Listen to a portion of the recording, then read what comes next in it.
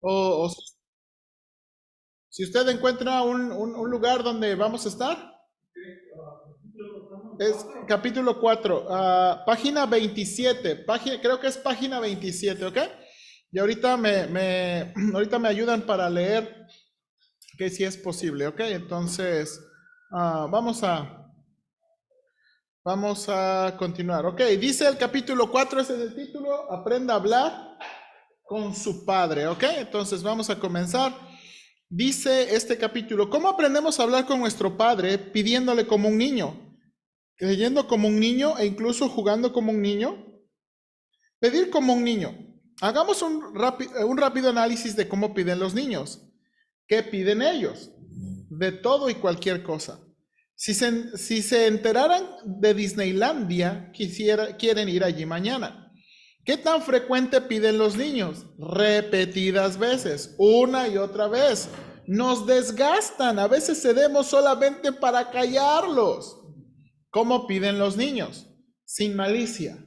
Solamente dicen lo que está en su mente. No tienen conciencia de lo que es apropiado o inapropiado. Jesús nos dice que observemos a los niños si queremos aprender a pedir en oración. Después de presentar la idea de pedir audazmente en el Sermón del Monte, sigue pidiendo y recibirás lo que pides, nos dice por qué podemos pedir audazmente. Ustedes, los que son padres, si sus hijos les piden un pedazo de pan, ¿acaso le dan una piedra en su lugar? ¿O si le piden un pescado, le darán una serpiente? Claro que no.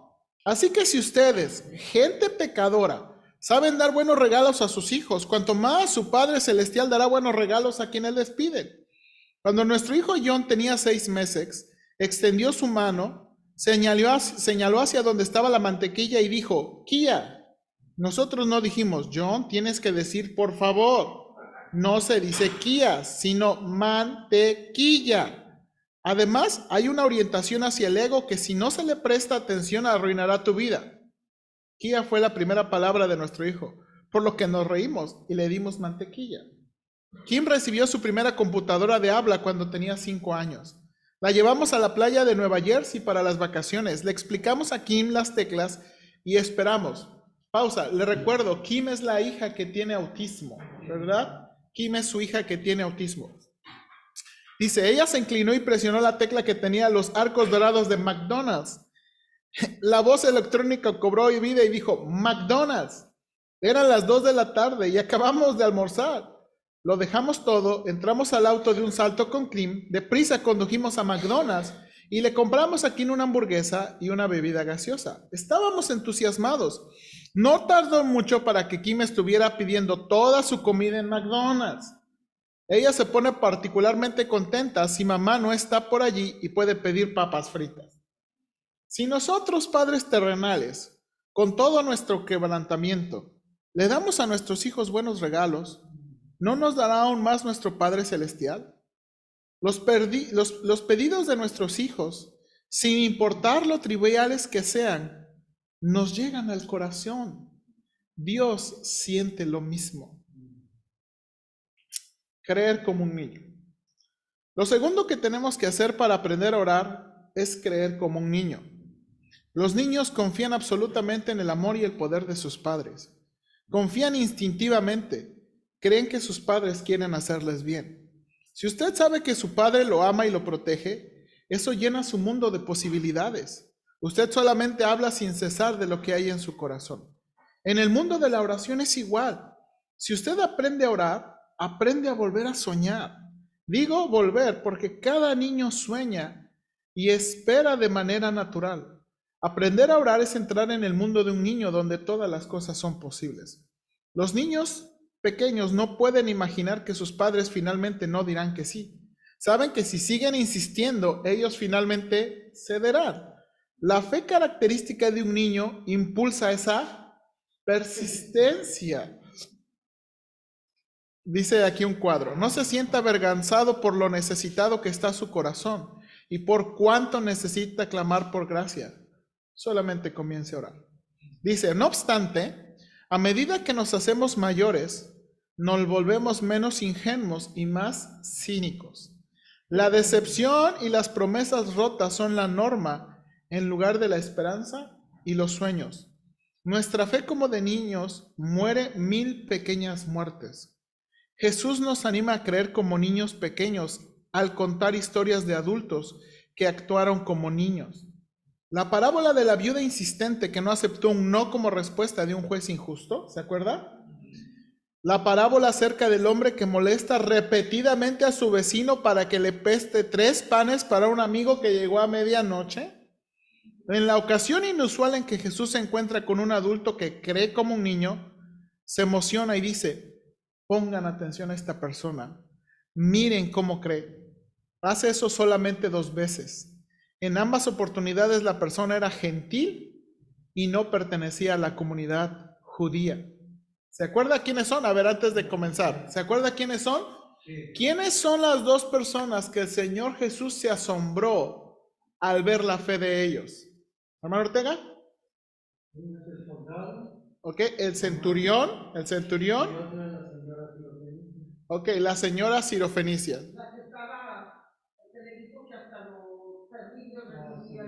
Exactamente, hermana Sandra, ¿es los que estaba pensando o estaba pensando en otro?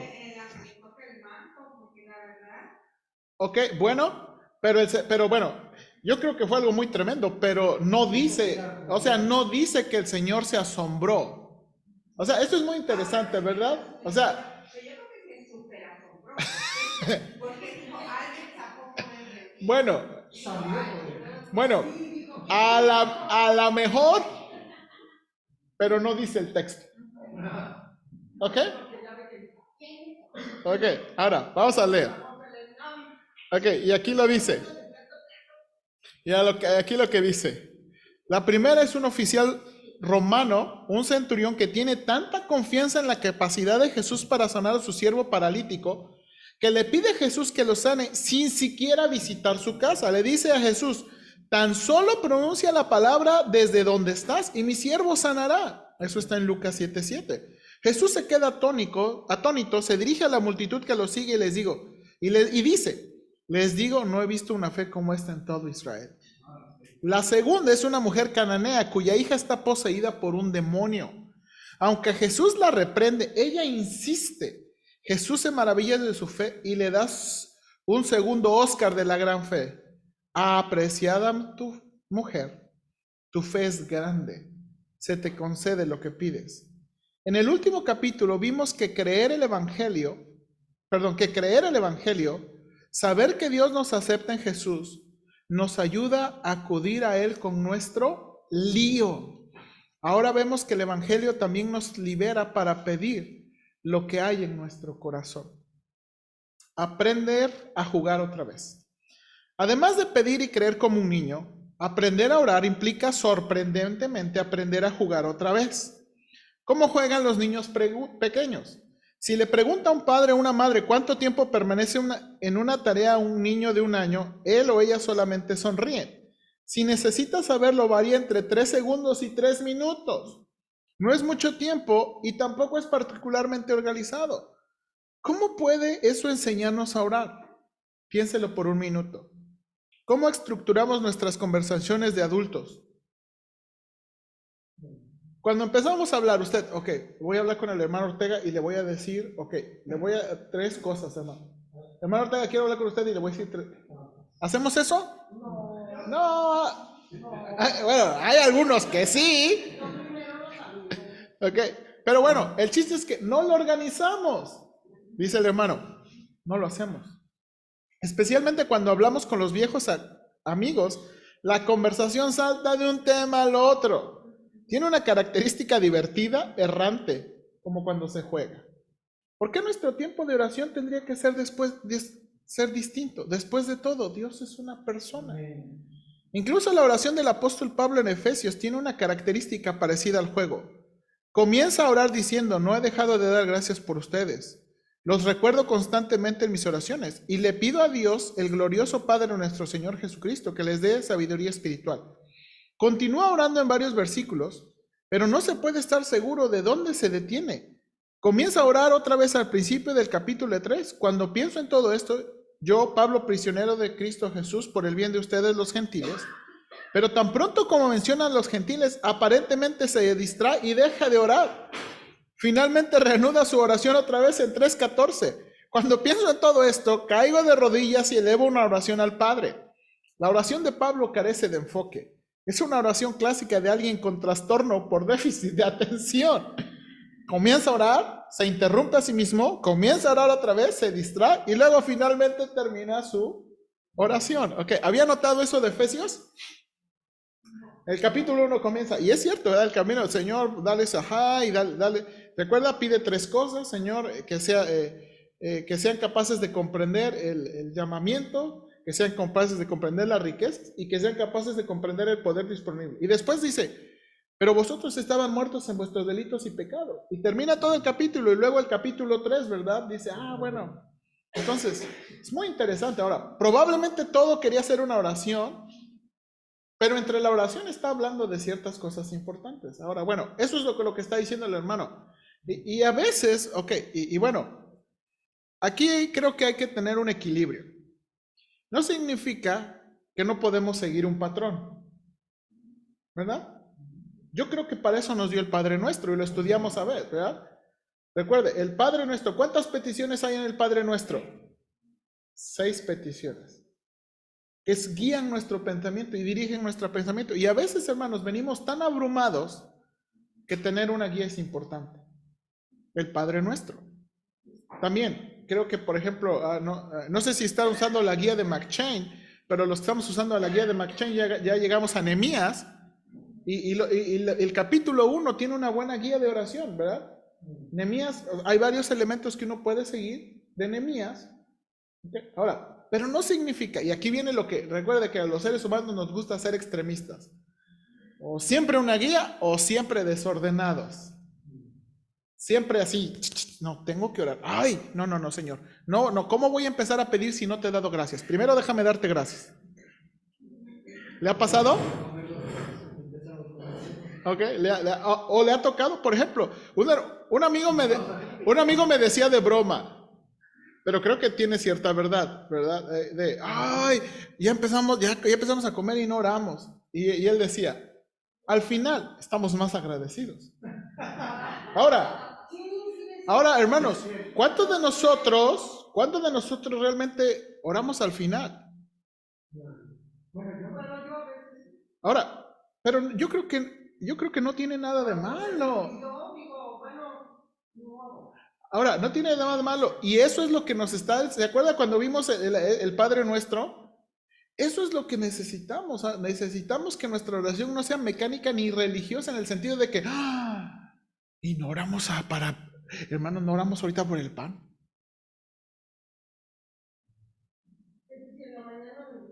Ok, bueno, no hay ningún problema. Mientras no caigamos en la religiosidad. ¿Ok? Y bueno. Exactamente.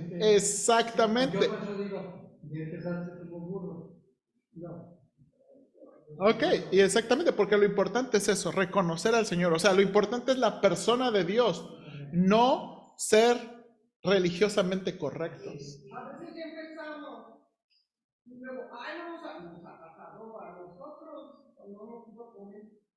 Vamos a las 12 en este momento, pero Señor, gracias, ya vamos a Ok. Y ese es y eso es lo que estamos tratando, ¿ok? Y bueno, el hermano está sugiriendo, bueno, no hay nada de malo, y está sugiriendo eso. Su punto es no hay nada de malo en ser desordenados. ¿Por qué? Porque así es una conversación. ¿Ok? Ahora, nota aquí. La oración que carece de esa calidad como juego es casi autista. Cuando una persona es autista, le cuesta captar los indicios sociales de la otra persona. Por ejemplo, Kim me llama a eso de la 1:30 cuando llega a casa del trabajo. Presiona el botón del altavoz de nuestro teléfono, marca el número de su celular y me dice con su computadora cómo le fue en su día. Nunca dice hola, simplemente comienza con una descripción de su día y cuelga. Nada de preguntas, nada de adiós o te veo después, solamente un clic. Cuando su mente comienza a divagar en la oración, sea como un niño. No se preocupe por ser organizado o por permanecer en la tarea. Sin duda, Pablo no lo estaba. Recuerde que esta es una conversación con una persona. En lugar de darse golpes, aprenda a jugar otra vez. Ore por aquello en lo que su mente divaga. Tal vez sea algo importante para usted. Tal vez el Espíritu lo esté empujando a pensar en algo más. Luego, aprenda a balbucear otra vez. Durante los últimos 9 años, Jill ha hecho terapia de lenguaje con Kim casi a diario. Kim ha progresado extraordinariamente, pero ahora está en la etapa en la que simplemente necesita sacar las palabras sin importar cómo suenen. La mayoría de las veces se avergüenza de lo mal que se oye. Justo hoy en la mañana llevé a Kim para que le sacaran una radiografía de su rodilla derecha que le había estado molestando. Ella perdió la calma 3 veces durante la mañana. La última vez porque tenía que estar de pie sin moverse para los rayos X. Cuando llegamos a casa me senté con ella y le pregunté qué pensaba de la mañana. Hizo señas. Lo siento, dije, usa tu voz. Entonces ella oró titubeante. Por favor, perdóname por enojarme. Apenas era descifrable, pero lo decía de corazón. Cuando se trata de la oración, nosotros también necesitamos solamente sacar las palabras. Siéntase libre de hacer una pausa en este momento para orar. Está bien si su mente divaga o si sus oraciones son interrumpidas. No se sienta avergonzado por lo necesitado que está su corazón y por cuánto necesita clamar por gracia. Solamente comience a orar. Recuerde que el propósito del cristianismo no es aprender muchas verdades para no necesitar más a Dios.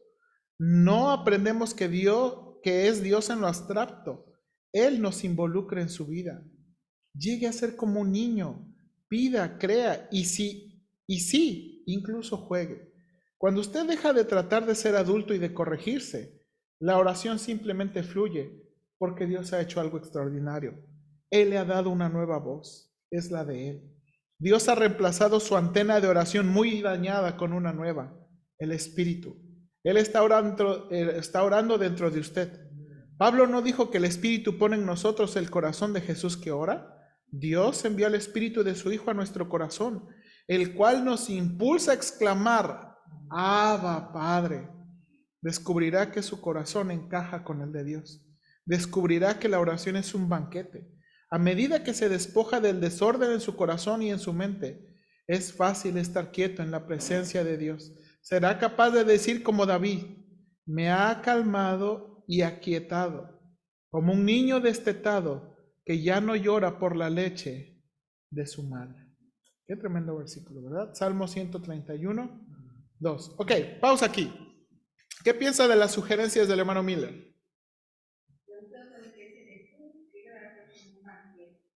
Ok, bien. ¿Qué edad tenían los niños cuando Jesús estaba hablando? Porque en el otro lado dicen que los niños no son culpables, no están Culpables. Y no saben qué edad, porque todos nacimos pecadores, pero un niño que tiene 3 o 4 años no sabe mentir, va a aprender cómo mentir. Ok, bueno, no estoy completamente, yo creo, sí, sí. Lo que yo creo que la Biblia dice es que todos nacemos con naturaleza pecaminosa. Y la naturaleza pecaminosa se ve desde que son recién nacidos, ¿verdad? Los niños, recuerde, los niños son egoístas por naturaleza. Nada más están pensando en ellos y en sus necesidades. Ahora, ¿qué tan conscientes son? Eso es creo que eso es algo muy difícil de determinar, ¿verdad? Bueno, yo no sé si les tocó ver un niño croata. Ajá. Está orando el niño en una cruz de piedra y está solo. Y es obvio que está orando. Le ve uno que realmente él está convencido de que le está pidiendo. Es una muy impresionante. Sí. Porque inclusive llora y clama y muy impresionante. Sí, Entonces, ahorita que decía la película Cruz acerca de los niños, en cuanto a su, pues, que psicológicamente nosotros pensamos que ya a los 5 años de edad son una esponja, o sea, saben precisamente apreciar la edad, lo bueno y lo malo. sí, Ahora, como dices, va a aprender a mentir. No, no es que aprenda, es que es algo que no es. sí, Pero sí. Yo creo que es difícil. Yo creo que lo que está tratando... él sabe, él sabe. Sí, déjame traer la conversación, regresar a la conversación y traerla aquí.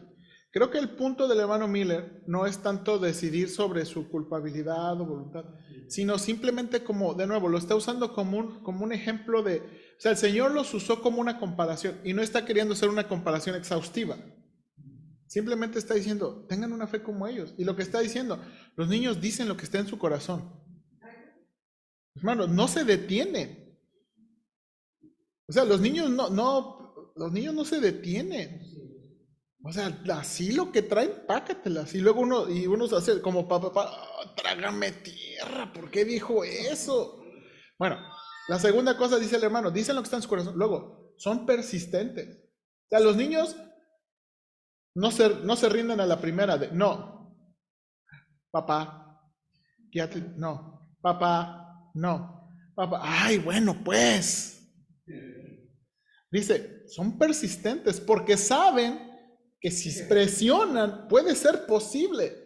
Dice, ahora, ¿por qué no hacemos lo mismo con Dios? ¿Verdad? Mi abuela lo llamaba a mí y mi hermano los molestos. Sí. Y bueno, ese es el punto del hermano. Dice, ok, tenemos que pensar en eso. ¿Por qué?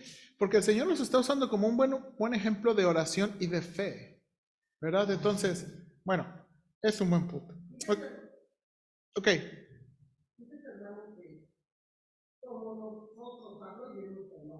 ¿Sí? Teníamos muy buena comunicación con mi papá. Y mucha camaradería,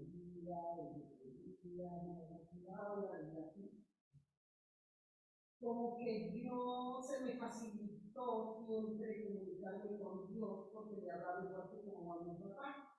Entonces, igual cuando le quería pedir algo, igual se lo pedía. Y hubo veces que le decía yo, mira, nada más tengo una, pero que me y sí, Sí. porque así menos se va a Sí, sí, sí. Y bueno, y lo que está diciendo creo que es cierto y creo que es hasta teológicamente correcto porque los padres somos, creo que la Biblia apoya esta idea que los padres somos como los representantes objetivos, o sea, cuando nuestros hijos ven, ellos ven la autoridad que pueden ver. Y en un sentido representamos al Señor, ¿verdad? Como su autoridad, como también las personas que les cuidan y los protegen. Ahora, cuando muchas veces no hacemos bien nuestro trabajo, pues se distorsiona ese asunto, ¿no? Y muchas veces, de nuevo, hasta que llega uno a la Biblia, uno entiende cómo es papá, ¿verdad? Entonces, déjame continuar, hermano Ortega. Déjame continuar para avanzar a ver si podemos terminar este capítulo, ¿ok? De nuevo, recuerden, no son largos, pero son buenos para la discusión, ¿ok? Luego, siguiente, capítulo 5, pase tiempo con su padre. Uno podría pensar que si Jesús era el Hijo de Dios, no necesitaría orar, o por lo menos que no necesitaría un tiempo de oración específico, porque estaría en un estado constante de oración. Sería de esperar que tendría una línea directa hacia su Padre Celestial como una banda ancha al cielo.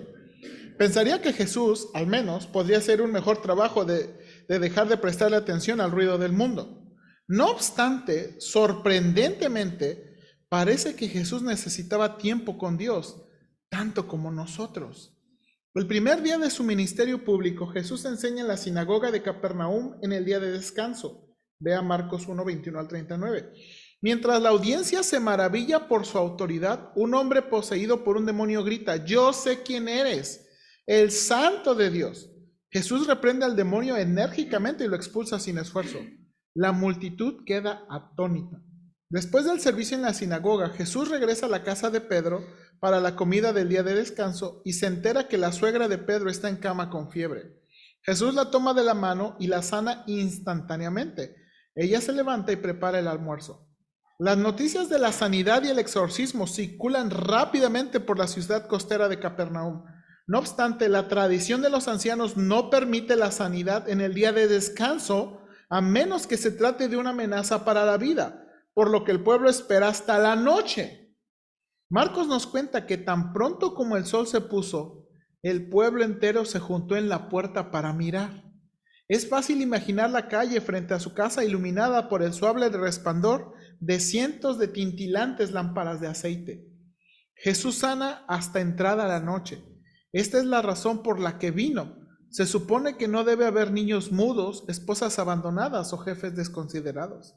Al siguiente día, Jesús se despierta antes del amanecer y se dirige a un lugar aislado a la salida de la ciudad y ora.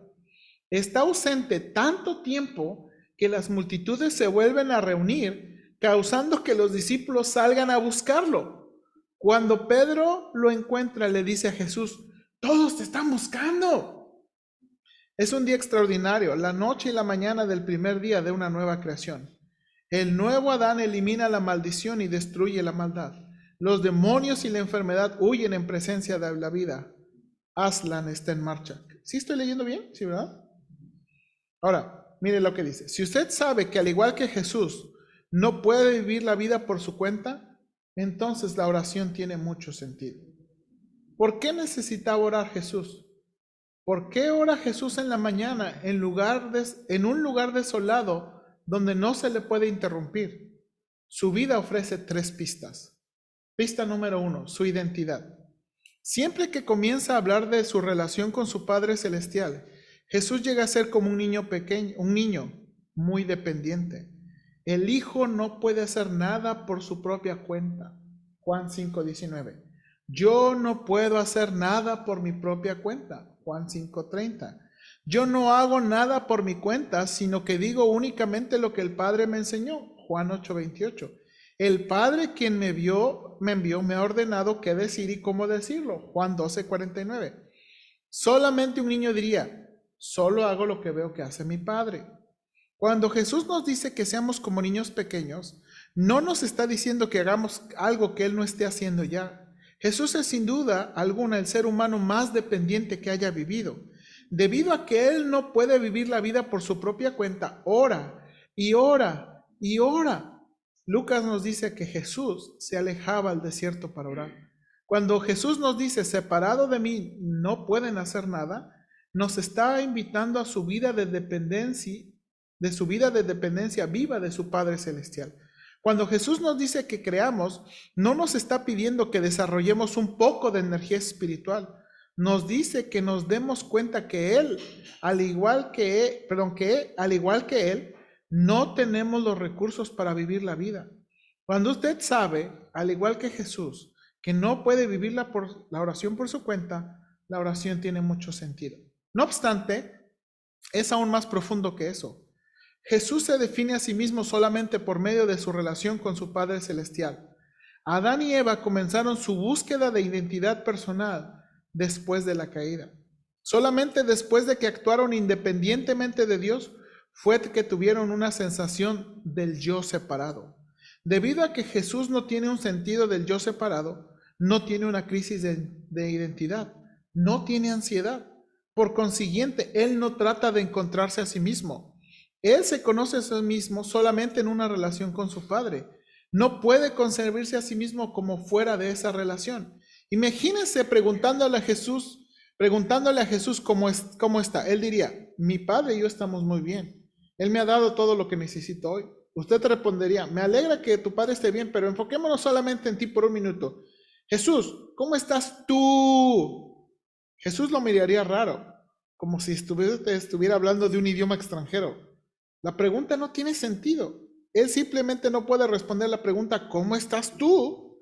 Sin incluir a su Padre Celestial. Es por eso que contemplar el terror de la cruz en Getsemaní fue una agonía tremenda para Jesús.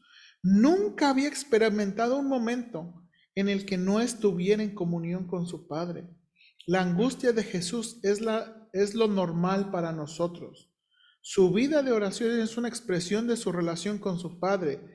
Él quiere estar a solas con la persona a que ama.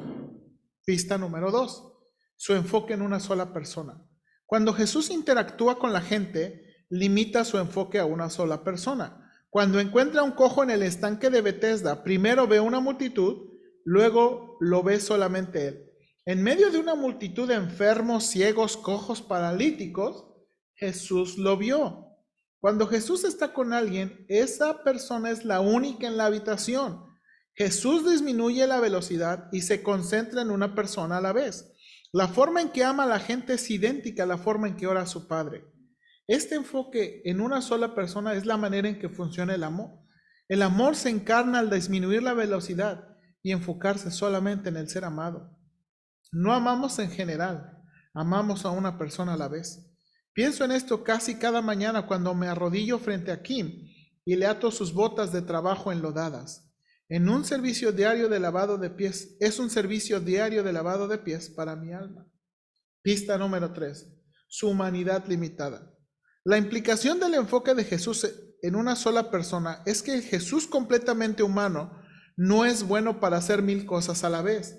Necesita estar lejos de la gente para sintonizarse con su Padre Celestial.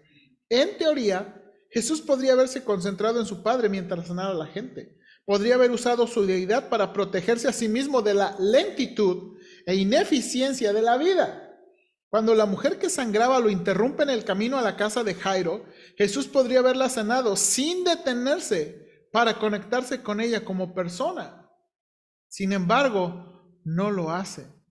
Cuando rechaza la tentación de Satanás de convertir la piedra en pan, rechaza la eficiencia y elige el amor. Así, como un pleno ser humano, necesita alejarse para orar. Cuando Jesús se retira de la casa llena de gente en Capernaum a un lugar aislado en el desierto, sigue su propio consejo del Sermón del Monte. Entra en tu cuarto, cierra la puerta y ora a tu Padre que está en lo secreto. Desde toda la eternidad, Él ha estado en una relación con su Padre. Necesita concentrarse en su Padre, quiere estar con Él, por lo que se queda a solas para orar. Dedicar tiempo no tiene sustituto. El ejemplo de Jesús nos enseña que la oración implica una relación. Cuando Él ora, no cumple con un deber, se está acercando a su Padre. Cualquier relación, si va a desarrollarse, necesita un espacio privado y tiempo juntos sin ningún programa para que las personas puedan conocerse mutuamente. Esto crea un ambiente en el que se puede dar la cercanía, donde se puede comenzar a entender el corazón del otro. Usted no crea la intimidad, le abre espacio. Eso es cierto, ya sea que hable de su cónyuge, de un amigo o de Dios. Necesita espacio para estar juntos. La eficiencia, el hacer muchas cosas a la vez, y el ajetreo matan la intimidad. En resumen, usted no puede llegar a conocer a Dios sobre la marcha. Si Jesús tiene que alejarse de la gente y del ruido para orar, entonces tiene sentido que nosotros también necesitamos hacerlo. Orar de la forma en que Jesús oraba. El modelo de Jesús de una oración matutina sigue el ritmo antiguo de los escritores hebreos que inclinaban su corazón a Dios en la mañana. He aquí ejemplo de salmos que describen esta práctica. Señor, escucha mi voz por la mañana. Cada mañana llevo a ti mis peticiones y quedo a la espera. Cada mañana cantaré con alegría acerca de tu amor inagotable. Yo, Señor, te ruego que me ayudes. Por la mañana busco tu presencia en oración. Hazme oír cada mañana acerca de tu amor inagotable, porque en ti confío. Muéstrame por dónde debo andar, porque a ti me entrego. ¿Tenemos que orar en la mañana? Hay un teléfono sonando. Ok. Ok, está bien. Ok. ¿Tenemos que orar en la mañana? No. La oración sumo sacerdotal de Jesús en Juan 17 y después de su oración en Getsemaní fueron oraciones vespertinas. Los salmos nos dan una pista de cómo oraban los hebreos. La mayoría de los salmos tienen por lo menos una entrada en voz alta, como escucha mi voz, clamo a ti, oh Señor, oye mi ruego. Los hemos convertido en metáforas del alma, pero los hebreos le hablaban a Dios literalmente en voz alta, pidiéndole ayuda. Jesús sigue la costumbre de orar en voz alta. Sabemos que el contenido de su oración sumo sacerdotal, porque sus discípulos pudieron oír su voz. De igual manera, sabemos lo que oró en Getsemaní porque sus discípulos lo oyeron cuando derramaba su corazón ante su Padre. Y Cristo, en los días de su carne, ofreciendo ruegos y súplicas con gran clamor y lágrimas al que podía librarle de la muerte, fue oído. Cuando Jesús cuenta la parábola del fariseo y el cobrador de impuestos, describe a dos hombres que oran en voz alta. Jesús continúa animándonos a orar en la privacidad de nuestras oraciones para que nuestras oraciones en voz alta no se conviertan en una exhibición verbal. Pero orar en voz alta puede ser útil porque evita que usted se pierda en su mente. Hace que sus pensamientos sean concretos. No obstante, es más que una técnica, también es una declaración de fe. Usted declara audiblemente su creencia en un Dios que está vivo. Orar en voz alta no es una regla del Nuevo Testamento. Es simplemente otra forma de ser auténticos en la oración. Todos somos distintos. Personalmente me ha sido difícil orar en voz alta porque tengo desarrollado el hábito de orar en silencio. Aún así, cuando confieso un pecado en voz alta, se siente más real. Cuando oigo mi propia voz admitir que he hecho algo más, me sorprendo por lo concreto que se siente el pecado. Incluso he pensado, ay, creo que eso estuvo verdaderamente mal. Cuando me dirijo a algún evento social, a veces oro en voz alta en el automóvil para no caer en la lujuria sexual ni el complacer a la gente.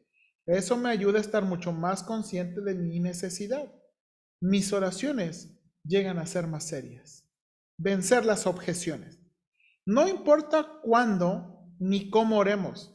Frecuentemente encontramos razones por las cuales no podemos disminuir la velocidad lo suficiente como para tener un tiempo de oración regular. Una objeción para un tiempo de oración diario es, yo oro todo el tiempo. Aunque ser constantes en la oración es una manera importante de la que hablaremos más adelante, eso no sustituye los tiempos concretos de oración. Por ejemplo, una pareja de esposos que solamente se hablan con frases cortas a lo largo de todo el día tendrán una relación superficial. Serán socios de negocios, no amantes. No se puede desarrollar una relación con fragmentos de discurso. Otra objeción es el ajetreo. Cuando oí por primera vez el comentario de Martín Lutero de que no podía arreglársela si no tenía 3 o 4 horas de oración al día, me rasqué la cabeza. Sabiendo lo ocupado que estaba Lutero, uno podría pensar que él hubiera querido disminuir la oración. Ahora bien, años después, tiene mucho sentido para mí. De hecho, cuando más presión exista, más necesito orar. Oro en la mañana porque mi vida tiene mucha presión. Si usted no ora, es porque se siente bastante seguro de que el tiempo, el dinero y el talento son lo único que necesita en la vida. Siempre estará demasiado cansado, demasiado ocupado.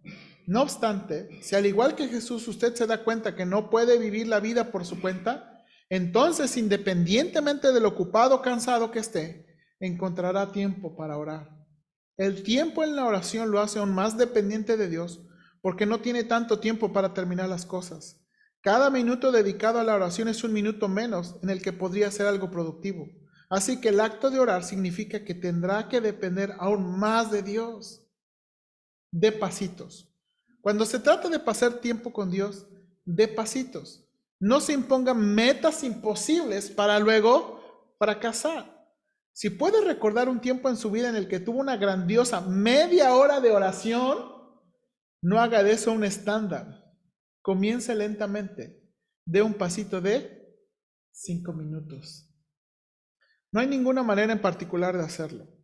Algunas personas oran en camino al trabajo. Mi única advertencia es que resulta difícil mantener la cercanía cuando se hacen muchas cosas a la vez. Un matrimonio se debilitaría si hablar con el cónyuge en el automóvil fuera la única comunicación que sostuviera la pareja. Lo mismo pasará a su relación con Dios. He aquí 7 sugerencias sencillas de cómo puede pasar el tiempo con su padre en la mañana. Váyase a la cama. Lo que hace en la noche le dará forma a su mañana.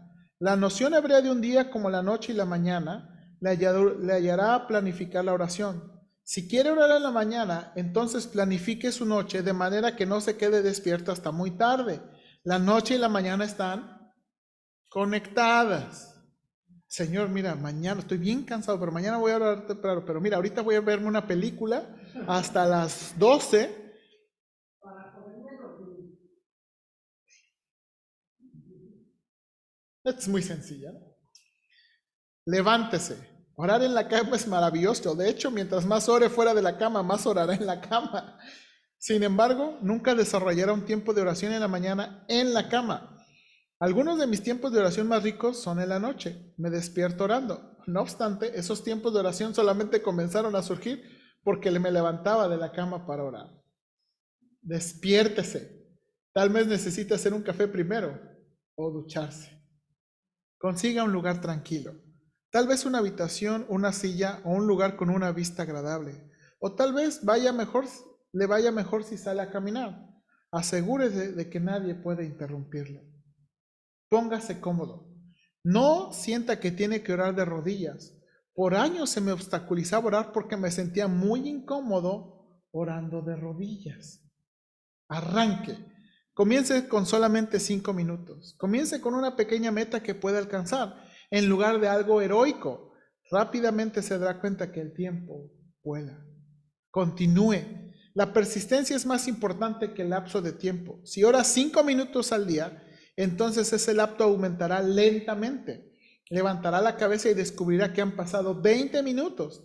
Disfrutará de estar con Dios. Jesús está tan interesado en que nos aferremos a la oración que les cuenta a sus discípulos una parábola sobre la necesidad de orar siempre y no desmayar. Independientemente de cómo o cuándo ore, si le da a Dios espacio, Él tocará su alma. Dios sabe que usted está exhausto, pero al mismo tiempo, en anhela ser parte de su vida. Le espera un banquete. Y terminamos ahí capítulo 5. Ok, comentarios del capítulo 5 o del 4 también. Comentarios. ¿Cree que es útil? ¿Cree que podemos practicar algo? Creo que es muy importante. Ahora, hermanos, y hemos dicho, ¿verdad? De nuevo, el hermano Miller nos está dando ideas, nos está animando. Ok, no tiene nada de malo ir orando mientras va manejando, no tiene nada de orando.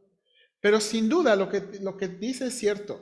A veces hay que apartar un tiempecito para orar. Ahora, ¿con cuánto empezar? Orar todo el tiempo. No, pero ahí empieza con 5 minutos. Empieza con 5 minutos. Y de hecho, te das el hábito y poco a poco. Exactamente. En el libro del hermano Carson, creo que hay un libro que les dije, que dice hacia una renovación espiritual, dice el hermano Carson. Él recomienda, creo que como 15 minutos, hacer una meta de 15 minutos. Si no puedes 15, 10. Pero él decía esto. Dice, en mi opinión, es mejor orar 15 minutos constantes que una media hora, una hora, un día. Y por 7 días no vuelvo a orar hasta el otro. Ahora, el hermano Carson dice esto. Ora hasta que estés orando. O sea, hasta que realmente sientas que estás orando. Porque a veces parece como que estamos desconectados. Pero llega un momento en que, ¿qué? ¡Pum! Dice. Y a mí a veces me pasa que empiezo a orar. Y de repente, también cuando Señor, perdóname, ya declaré, ya estoy pensando en. Y ya no estás orando.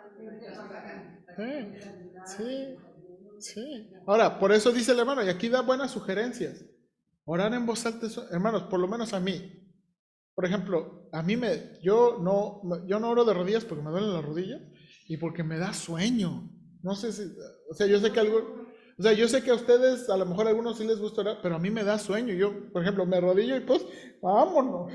Entonces, yo prefiero orar parado, sentado.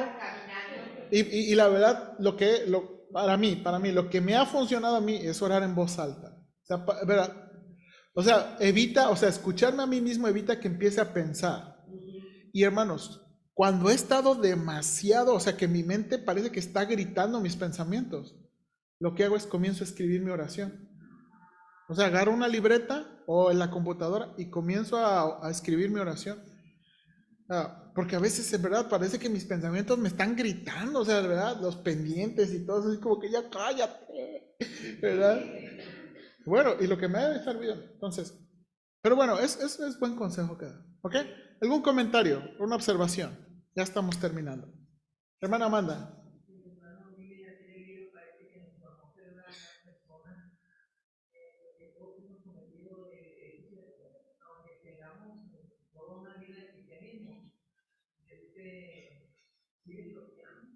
Por ejemplo, yo siempre ando contra el reloj. Siempre, yo me levanto a las 5 de la mañana, pero cuando tengo mucha carga, porque digo, no voy a orar, y que me molesten, yo necesito concentrarme. Entonces, que robo 20 minutos al sueño y me pongo el despertador. Y batallo para levantarme, lucho, pero me Amén. levanto porque yo ando así en voz alta, pero cuando ya mi esposo se levanta y ya me agarré, ya me acordó la casa, y ya no me concentro. Entonces yo tengo que dejar de ver. Entonces yo tengo que aprovechar esos Sí, por culpa. sí, hermano, sí. Sí, hermana María Jesús.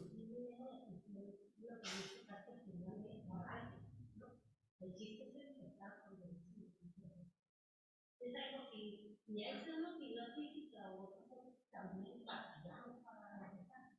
Entonces, es cierto que me gusta arrancar y luego me explico, como necesita, no sé cómo decirlo. Sí, Y a lo mejor a veces nos podemos ver flojos o nos anticipamos de la copera, ¿no? O el guión con la luz. Bueno, si voy a empezar contigo con los 10, 15, ya todo voy a estar en media hora y va a ser muy, o sea, nosotros solo nos mentalizamos, nos mal mentalizamos. Y yo, bueno, como digo, que es muy bueno de traducir, que está un poquito más, o permanecer, por ejemplo, no puedes aventarte la media hora, ¿no? A mí se me queda muy ahogado, media hora. Cuando yo estaba en la secundaria, me tocó trabajar pues, en una casa, y me tocó limpiar la casa, había dos empleados. Yo era la que menos hacía y la otra que hacía más. Y tengo ella iba era cristiana, entonces me decía, vamos al segundo piso, porque ella no, nunca se va. Dice, vamos a orar. Y entonces, cuando ella me dice, no, me dice, no me tanto hora, pues estoy en la secundaria. Dijo, media hora, sí. Y entonces ella empezó a decir, vamos, pues vamos a ver. Y pues bueno, y nos tiramos en el cócalo, estaba todo ese piso. Y yo, ya me abría los ojos, ya he terminado bien, ya después de o sea, ya después que empecé a orar, yo dije, pues te van muriendo las palabras, ¿por qué? Porque, como dice, pues un niño, ¿no? Le vas a dar una confianza como padre, o sea, y se mejor, no me digas eso, porque así no se bueno, quién sabe, pero ya que viene un niño, ¿no? Por así y así. Y cuando tuvimos otra experiencia, cuando estuvimos en el tiempo de la pandemia, el pastor Lázaro nos dio una cita, una lista porque era por la familia de la iglesia, un día era por la familia de la iglesia, otro día era por los misioneros, y otro día, entonces entre mis hijos y yo nos dividíamos, pues, por ejemplo, con los misioneros, y no nos dábamos cuenta, hasta que una vez dijo, sí, mañana unos 45 minutos, y o sea, jamás se lo cargas, cuando se trata de un evento, digo, pero se acabó el problema, no tuvimos ni todo que cuando voy a hacer me tan rápida, pero a veces uno dice, que no cuenta, platicamos con otras personas, que no son pláticas constructivas, es esto que nos va a producir. Sí, sí, amén. Hermana Pati, luego hermana Amanda. Fíjate, hermano, que yo como que no tengo así de que horario de oración, horario no de tiempo. Despierto, empiezo a agradecer a Dios, a orar, empieza la bendición de necesidades, a veces puedo pudo haber pasado media hora, a veces más, porque fue así como platicando con él. Porque aprovecho también para decirle, ay, y siempre que te en papel. O sea, es una plática que se desarrolla con él, como me va a tomar el tiempo. A veces que no, a veces se puede ser 5 minutos, 10. No tengo algo, porque a veces son más necesidades o a veces Sí, menos, sí, son más simples las necesidades y a veces sí son sí, más fuertes y dependiendo de lo que... sí. Y precisamente eso es lo que nos está diciendo el hermano. O sea, no tratemos de ser correctos, sino simplemente tratemos de orar. de hacerlo. De orar. O sea, el chiste es la persona. Lo importante es la persona. Permítame, hermano Ortega, ¿verdad? Entonces, hermana Amanda y luego hermano Ortega. Ya no fue del tema, sino que yo aprovechando quiero una consideración antes de ir, para que se pueda. Quiero que vienen a orar por mi cuñada Lucy y mi hermano Temo, van a Ciudad Juárez. Porque a ella después de 30 años de vivir en Phoenix le llegó la residencia y tuvieron que salir a Ciudad Juárez porque ahorita van dejando o ya llegaron. Pues que Dios obre y que no tenga ningún problema en las preguntas que le vayan a hacer o que no se alargue el tiempo que van a estar en Ciudad Juárez, porque dicen que son 3 semanas, pero pues que Dios obre, ¿verdad? Entonces ellos pues van confiando en Dios. Ellos viven aquí y van con el hermano del ciclo, pero van confiando en el Señor y pues me pidieron mucho que estuviera más por ellos. Sí, hermano. Recuerden que vayan a la iglesia civil, Amén. vamos a llegando a Ciudad Juárez. Amén. Sí, hermana, claro que sí. Ella se llama Lucy. Lucy. Ok, bien. Hermano Ortega. Me impresionó mucho. Sí, me impresionó lo de las oraciones que pero ahorita, por ejemplo, el punto 1, punto 2, punto 3, punto 4, como muy grabado. Digo, realmente yo no lo, bueno, o sea, yo no veía mucho tiempo Jesucristo así, hasta ahorita que lo estoy apreciando. Entonces, a mí lo que me ayuda mucho, y me siento tranquilo y creo que estoy bien, es que me corto de la Biblia o trato de ser lo más, como usted nos ha enseñado. Y yo digo que sobre todas las cosas es que crea que realmente estoy hablando con Dios, estamos con Dios. Y también otra cosa, que realmente confío y que diga, ay, que voy a pedir por esto, y realmente estás creyendo que lo va a hacer. Yo eso cuando, inclusive cuando voy a echar a orar, digo, bueno, realmente lo creo. Sí, no, sí, yo no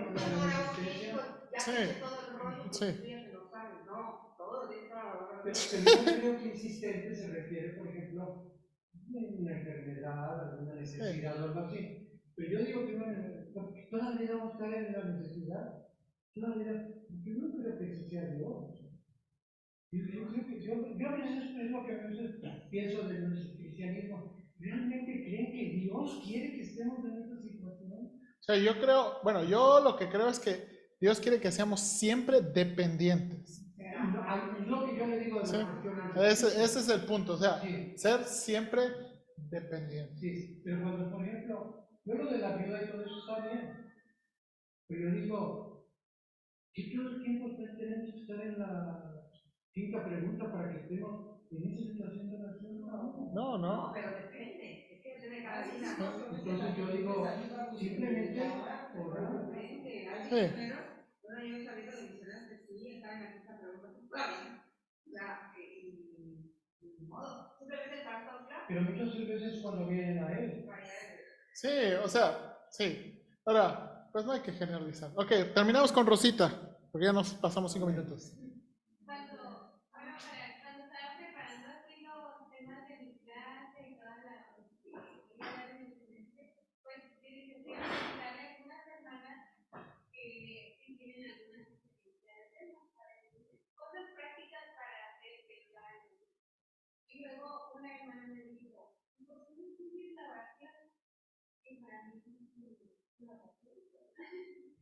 Y ya la hermana me dijo, pues, a veces como que menospreciamos el hecho de ahora, dice, pero a veces hay hermanas que no pueden hacer mucho, por ejemplo, al evangelismo, cosas así como sabemos que se hacen. Y lo primero que vino a mi mente fue el tiempo de pandemia. Yo dije, en el tiempo de pandemia, pues nosotros no podíamos salir, pero lo que no podíamos hacer era oración. Y luego pensé en eso también, hay muchas hermanas, hermanos que no pueden hacer mucho, en el sentido de que a veces no pueden ir a la iglesia para no pueden estar aquí en situaciones que nosotros estamos.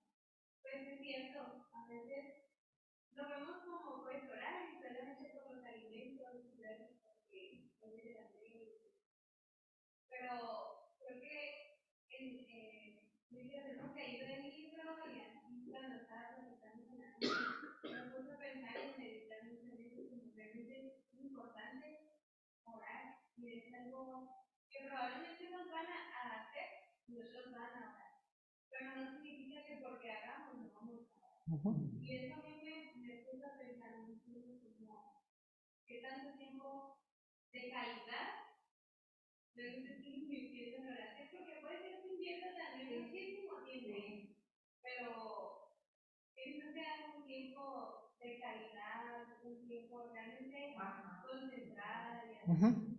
Y eso me puso mucho a pensar en ese tiempo. Amén. Amén. Mire, pastor, usted sabe que yo me la llevo sola en la mañana un poco para proteger. Yo me la llevo platicando con Dios. Pues sola, todo el resto del día. Mira, yo claro, si alguien me dice que están hablando, ya vi una vez, ya tiene mucho el problema ¿con quién habla? Con Dios, ahora ya sabes que cuando no le están hablando, que estoy platicando, no es un audio imaginario, como los niños. Ajá. Estoy hablando con Dios. Amén. Amén. Porque ya desarrollé esa costumbre. Entonces yo nunca me siento sola. Y ese es el punto, o sea, desarrolló algo. Y eso es por eso el hermano dice, hay que arrancar y mantenernos. Porque hermanos, de veras, una de las disciplinas más espirituales es orar. Y bueno, vamos a terminar. Gracias.